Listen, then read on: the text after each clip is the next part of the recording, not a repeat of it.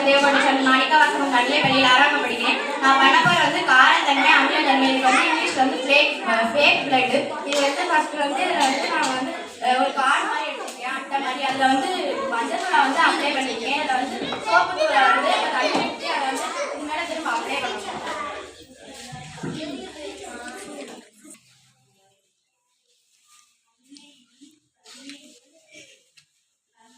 இது வந்து ரெட் கலர்ல இருக்கும். இதுல வந்து திரும்ப வந்து நம்ம வந்து லெமனை வந்து அப்படி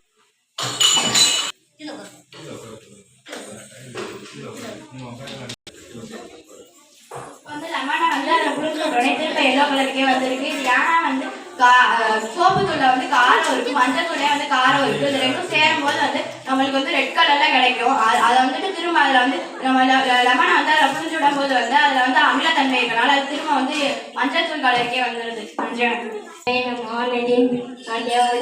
மாணிக்க வாசகம் நடுநிலை பள்ளியில் 5ஆம் வகுப்பு படிக்கிறேன். நான் வந்து வீடு செஞ்சிருக்கேன். அதில் வந்து லைட் ஃபிக்ஸ் பண்ணியிருக்கேன்.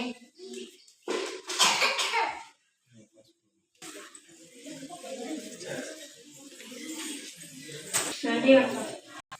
அனைவருக்கும் வணக்கம். என் பேர் எம் சத்தியகோட்டேஸ்வரன் மாணிக்க வாசகம் நடுநிலை பள்ளி 6ஆம் வகுப்பு படிக்கிறேன். நான் செஞ்சிருக்க எக்ஸ்பெரிமெண்டோட தலைப்பு வந்து காற்றின் அழுத்தம். அதை வந்து நான் வந்து செய்து காட்ட போறேன்.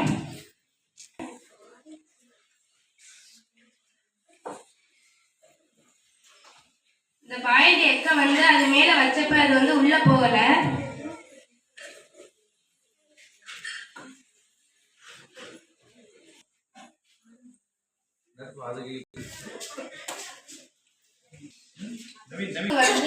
ஆக்சிஜன் இருந்தாதான் நெருப்பு எரியும். அதே வந்து கார்பன் டை ஆக்சைடு இருந்தாதான் நெருப்பு அணையும். இப்போ வந்து நான் வந்து சாதா தண்ணிட்ட கொண்டு போனேன். அதுல வந்து ஆக்சிஜன் இருந்தனால நெருப்பு வந்து எரிஞ்சிச்சு.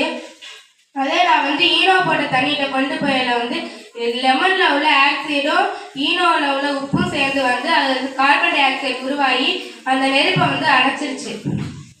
வந்து உப்பின் அடர்த்தியை பத்தி பார்க்க போறோம். இதுல வந்து நான் வந்து சாதா தண்ணியில லெமனை போடுறேன்.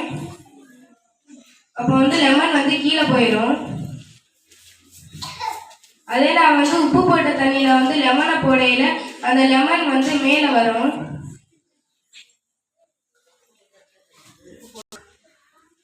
அந்த லெமன் வந்து கீழே போகாம மேல மிதக்கும்.